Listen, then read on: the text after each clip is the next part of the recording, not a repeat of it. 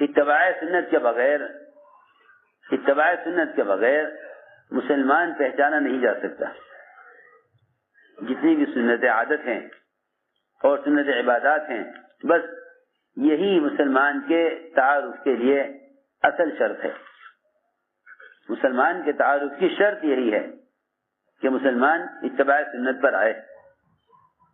حضور اکرم صلی اللہ علیہ وسلم کے نبی ہونے کا پتہ اور آپ کی دعوت کا علم عداز غلام کو اس سے ہوا. عتبہ شیبہ کا مشترک غلام عداز، یہ حضور اکرم صلی اللہ علیہ وسلم نے انگور کے خوشے میں سے دانہ لیا اور کھانے کا ارادہ فرمایا تو آپ نے اس سے پہلے بسم اللہ پڑھی. پہلے آپ نے بسم اللہ پڑھی. آپ نے کہا بسم اللہ پڑھنا یہ اگر آپ زبان سے خاموشی بسم اللہ پڑھ لیتے تو عداز غلام آپ کی نبوت کی طرف متوجہ نہ ہوتے. عداز غلام دیکھو میں کچھ کہہ رہا، جب تک مسلمان ظاہری سنتوں پر نہیں آئے گا اس وقت تک مسلمان سے اسلام آگے نہیں بڑھے گا. جب تک مسلمان ظاہری سنتوں پر نہیں آئے گا،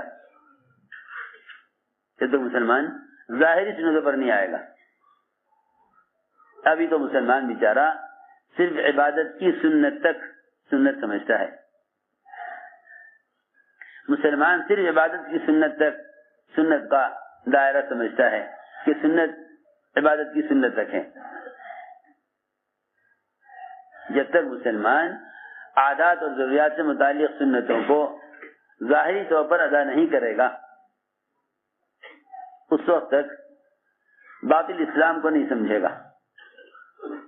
حضور اکرم صلی اللہ علیہ وسلم نے انگور کا دانہ لے کر بسم اللہ پڑھی تو عداز غلام نے کہا یہ آپ نے کیا کہا دانہ کھانے سے پہلے؟ یہ آپ نے کیا کہا دانہ کھانے سے پہلے؟ کہ میں نے بسم اللہ پڑھی ہے، اللہ کا نام لیا ہے. بس آپ کا بسم اللہ پڑھنا ہی عداز غلام کے اسلام کا سبب بن گیا. میں نے عرض کیا کہ کھانے میں کی ابتدا میں صرف بسم اللہ کا پڑھ لینا، اگر ایک عداز مشترک غلام، دو کافروں کے درمیان مشترک غلام عتبہ اور شیبہ کا مشترک غلام صرف آپ کے انگور کھانے پر بسم اللہ پڑھنے سے اسلام میں داخل ہو سکتا ہے، تو پھر اسے اندازہ کرنا چاہیے کہ جتنی بھی ضرورت کی لائن کی سنتیں یہ تو صرف زبان سے ایک کلمہ کہا بسم اللہ کا، اس زبان سے ایک کلمہ بسم اللہ کا کہا، یہ عداز غلام کے اسلام کی طرف آنے کا ذریعہ بن گیا. عداز غلام کے اسلام کی طرف آنے کا ذریعہ بن گیا. اس کے علاوہ جتنی بھی سنت عادات ہیں، جتنی بھی سنت عادات یعنی ضروریات سے متعلق سنتیں ہیں، ان سنتوں پر اگر مسلمان عمل کرے تو باطل کتنا متاثر ہوگا، کتنا مرعوب ہوگا. اس زمانے کے مسلمانوں کو دھوکہ یہ لگا، اس زمانے کے مسلمانوں کو دھوکہ یہ لگا، چاہے وہ مسلمان عہدے کی لائن کے ہوں یا وہ مسلمان دنیا کے مختلف شعبوں میں کام کرنے والے ہوں یا وہ مسلمان صدارت، وزارت، حکومت کے شعبوں میں کام کرتے ہوں، انہیں دھوکہ یہ لگا کہ جب تک ہم مسلمان غیروں کے اعتبار سے، جب تک ہم مسلمان غیروں کے معاشرے کے اعتبار سے نہیں چلیں گے، یہ غیر ہمیں قبول نہیں کریں گے اور یہ غیر ہم سے متاثر نہیں ہوں گے. اس زمانے کے مسلمانوں کو اچھے پڑھے لکھے، دیندار، سمجھدار، ذی علم، ان کا بھی خیال یہ ہے کہ اگر ہم 100% اتباع سنت پر آ گئے تو پھر یہ لوگ ہمیں قبول نہیں کریں گے.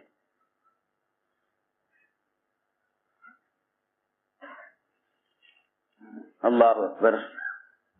صرف ایک پیوند لگے ہوئے کرتے کو بدلوانے کے لیے حضرت عمر رضی اللہ عنہ سے کہا گیا. عبد الرحمن بن عوف رضی اللہ عنہ نے کہا کہ مومنین آپ ملک شام میں داخل ہو رہے ہیں, یہاں کے سارے عہدے دار اور یہاں کی فوج آپ کے استقبال کے لیے ہے. آپ کے کرتے میں 18 پیوند ہیں, آپ کرتا بدل دیجئے. اس وقت کرتا بدل دیجئے, کیونکہ پیوند لگا ہوا کرتا سنت ہے. پیوند لگا ہوا کرتا سنت ہے, اور سنت میں ذلت محسوس کرنا مسلمان کی ذلت کا اصل سبب ہے. سنت میں ذلت محسوس کرنا مسلمان کی ذلت کا سب سے بڑا سبب ہے. سب سے بڑا سبب مسلمان کی ذلت کا یہ ہے کہ وہ سنتوں میں ذلت محسوس کرنے لگے, اور سب سے بڑا سبب مسلمان کی ذلت کا یہ ہے کہ مسلمان غیروں کے طریقوں میں عزت تلاش کرنے لگے. حضرت عمر رضی اللہ تعالیٰ نے صرف ایک پیوند والا کرتا اتار کر بغیر پیوند کا کرتا پہننے پر یہ فرمایا کہ اگر ہم نے غیروں کے طریقوں میں عزت تلاش کی تو اللہ ہمیں ذلیل کریں گے. یہ بات جو حضرت عمر نے فرمائی, اس پر نہیں کہا تھا کہ ہم لباس غیروں کا اختیار کر لیں, ہم شادیاں غیروں کے طریقے پر کر لیں. یہ نہیں, بالکل نہیں, اس کا تو کوئی تصور ہی نہیں تھا.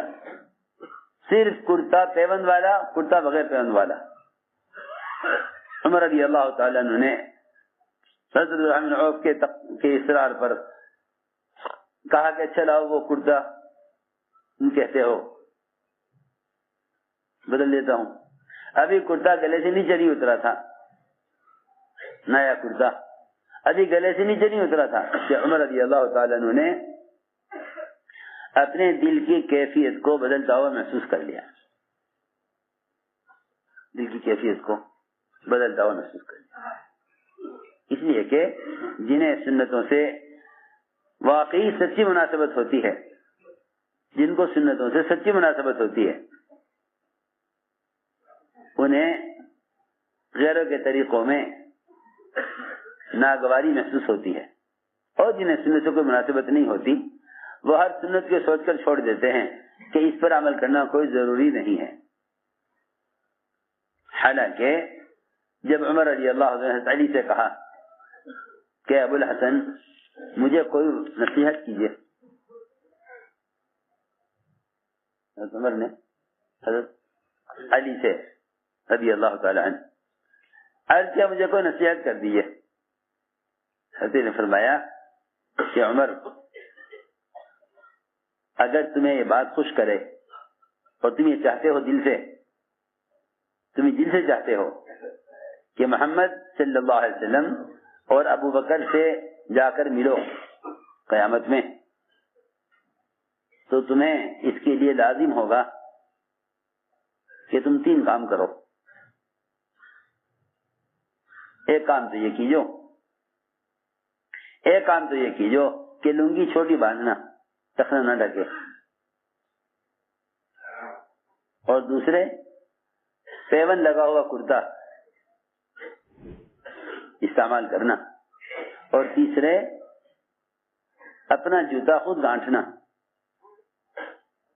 اپنا جوتا خود سینا. جوتا تمہارا ٹوٹ جائے تو اس کو خود سینا اپنے ہاتھ سے. یعنی آپ اندازہ کریں, جو کام ہر آدمی نہیں کر سکتا اس کے بارے بھی یہ کہہ رہے ہیں کہ اگر تم یہ کام خود کرو گے, اگر تم یہ اپنا کام خود کرو گے کہ جوتا خود سی لو اور پیون کا کرتا پہن لو اور لنگی چھوٹی باندھو لنگی, اگر تم یہ 3 کام کرو گے پھر تو تم اپنے 2 ساتھی سے جا کر مل سکتے ہو ورنہ تم ان سے نہیں مل سکتے. سوچو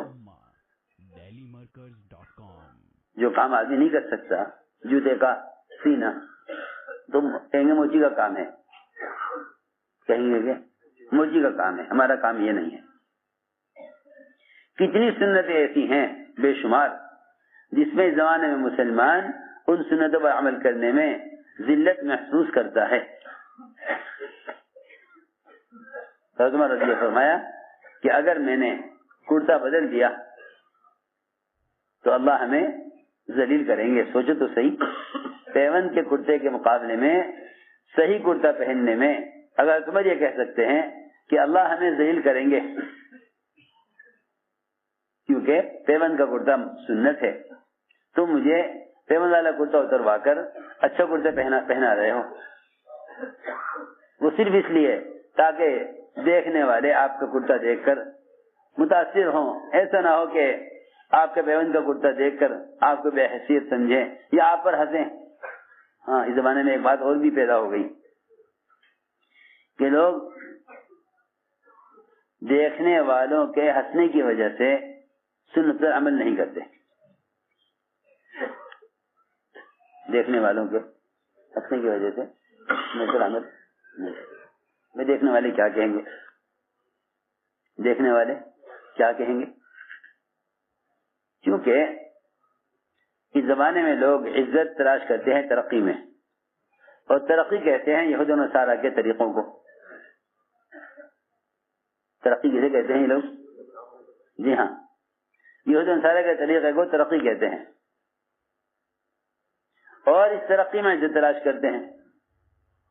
سنت پر عمل کرنے والے کو کہتے ہیں کہ یہ دقیانوسی ہے, یعنی یہ بہت پیچھے چل رہے ہیں, یہ بہت پیچھے چل رہے ہیں, دنیا بہت آگے چلی گئی. بہت سی تقاریب میں, بہت سی جو ہے شادیوں اور مختلف پروگرام کے آدمی سوچتا ہے کہ ہاں بھائی سنت تو ٹھیک ہے اپنی جگہ, لیکن یہاں اس کا موقع نہیں ہے, یہاں اس سنت پر عمل کرنے کا موقع نہیں ہے. جو آدمی کسی ماحول میں سنت پر عمل کرنے سے اس ماحول سے متاثر ہو گیا وہ سنتوں کا مٹانے والا شمار کیا جائے گا. وہ اللہ تعالیٰ کے یہاں مجرم ہوگا, وہ اللہ کے یہاں مجرم ہوگا سنت کو مٹانے والا. جو شخص کسی ماحول میں کسی سنت عمل کرنے سے شرمائے یا اس ماحول میں اس سنت عمل کرنے کو مناسب نہ سمجھے, اللہ تعالیٰ کے یہاں یہ شخص سنتوں کو مٹانے والا مجرم سمجھا جائے گا. اس لیے کہ اگر سنت پر عمل کرتا ہے موقع کے اعتبار سے, اگر سنت پر عمل کرتا ہے موقع کے اعتبار سے, اگر سنت پر عمل کرتا ہے موقع کے اعتبار سے, تو اس کا مطلب یہ ہے کہ اس کی طبیعت کا میلان اس کی طبیعت غیروں کے طریقوں کی طرف مائل ہے, اس کا دل جھکا ہوا ہے غیروں کی طرف, کیونکہ اس نے سنت عمل کرنے میں سنت کو نہیں دیکھا بلکہ ماحول کو دیکھا. بلکہ اللہ اکبر, جو شخص ایک سنت پر عمل کرنے میں بھی غیروں سے مرعوب ہو وہ فرائض میں اسلام کے احکام میں با اختیار کیسے ہو سکتا ہے؟ میری بات توجہ چاہتی ہے بہت. جو مسلمان کسی ماحول میں سنت پر عمل کرنے میں غیروں سے متاثر ہو وہ فرائض میں اور احکام شریعت میں خود مختار کیسے ہو سکتا ہے؟ جتنے اہل باطل اور حکام کی طرف سے مسلمانوں کے شرعی مسائل میں مداخلت ہے, خدا کی قسم وہ صرف مسلمان کے خود اپنی ذات سے اسلام کے احکام کو چھوڑنے اور سنتوں کو ہلکا سمجھنے کی وجہ سے ہے. سیدھی بات ہے. جتنا مداخلت باطل اسلام کے احکام میں کر رہا ہے اس کا سبب باطل نہیں, اس کا سبب خود مسلمان ہے. مصحف تو صاف فرماتے تھے اسلام کو کبھی بھی قیامت تک باطل سے نقصان نہیں پہنچے گا. یہ حضرت صاف فرماتے تھے کہ یہ مسلمانوں کا خیال غلط خیال ہے اور یہ مسلمانوں کا جھوٹا عذر ہے. مسلمانوں کا جھوٹا عذر ہے کہ وہ اسلام میں آنے والی رکاوٹوں کو باطل کی طرف منسوب کر رہا. یہ مسلمان کا, میری بات توجہ سے سننی پڑے گی بہت, یہ مسلمان کا جھوٹا عذر ہے, یہ مسلمان کا جھوٹا عذر ہے, یہ مسلمان کا جھوٹا عذر ہے کہ یہ اسلام میں پیش آنے والی رکاوٹوں کو کا الزام باطل کو دے رہا. یہ مسلمان کا جھوٹا عذر ہے, یہ مسلمان کا جھوٹا عذر ہے کہ وہ اسلام میں پیش آنے والی رکاوٹوں کا الزام غیروں کو دے رہا. سارا باطل بھی اگر ایک وقت میں جمع ہو جائے اپنی تمام مادی طاقتوں کے ساتھ پوری دنیا کا, تو یہ خدا کی قسم ایک سنت کے مقابلے میں ہلاک ہو جائیں گے. تو مسلمان نے خود باطل کے راستوں کو اختیار کر کے اور باطل کے طریقوں کو اپنا کر خود باطل کو اپنے اوپر غالب کیا ہوا ہے, خود باطل کو اپنے اوپر غالب کیا ہوا ہے. میں نے عرض کیا کہ بنیادی بات یہ ہے کہ مسلمان کسی بھی ماحول میں سنت عمل کرنے سے نہ شرمائے, اس لیے کہ اتباع سنت مجاہدہ نہیں ہے, اتباع سنت مجاہدہ نہیں ہے, اتباع سنت مجاہدہ نہیں ہے, احیاء سنت مجاہدہ ہے. ہماری بات بہت توجہ سننی پڑے گی. ایک سنت کے احیاء پر 100 شہیدوں کا ثواب ہے, ایک سنت کے احیاء پر 100 شہیدوں کا ثواب ہے. اور آپ جانتے ہیں کہ شہادت جو ملے گی وہ گھر میں بیٹھ کر نہیں ملے گی, بلکہ شہادت جو ہوتی ہے وہ میدان جہاد میں ہوتی ہے. معلوم ہوا کہ سنت کا احیاء جہاد ہے. ہماری بات سمجھ آ رہی؟ بہت توجہ سے سننی پڑے گی. سنت کا اتباع کیا ہے؟ جہاں آدمی انفرادی شخصی زندگی گزار رہا ہے وہاں اپنے گھر میں اپنے ماحول میں سنت عمل کر لے. ہم ایک جگہ جا رہے تھے, تو ایک صاحب نے کہہ دیا کہ بھئی فلاں جگہ جا رہے ہو تو وہاں امامہ باندھ کر جانا مناسب نہیں ہے. میں نے کہا اچھا, دنیا میں کوئی کونا ایسا ہے جہاں جانے میں آدمی سنت کو چھوڑ دے؟ کہنے کہ کوئی فرض تو ہے نہیں, فرض تو ہے نہیں. میں نے کہا اچھا, تم یہ سمجھتے ہو کہ اسلام کا تعارف فرائض سے ہوتا ہے؟ اسلام کا تعارف فرائض سے ہوتا ہے.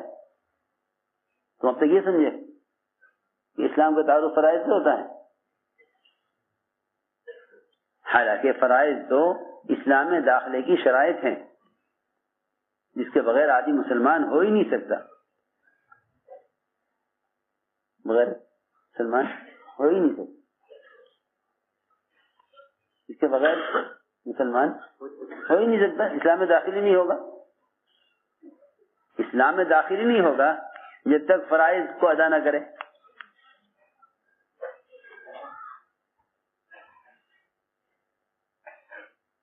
تو ہم نے عرض کیا کہ ایسی جگہ جہاں باندھ کر نہیں جا سکتا کیا دنیا میں ہو سکتی ہے؟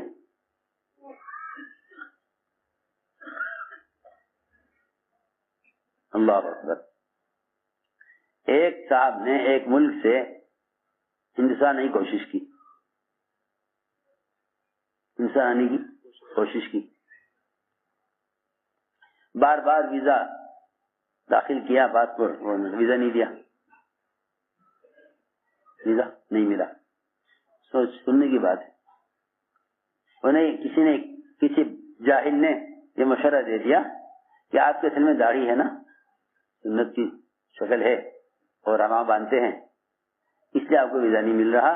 آپ نعوذ باللہ داڑھی کٹا دیجئے, پھر آپ کو ویزا مل جائے گا.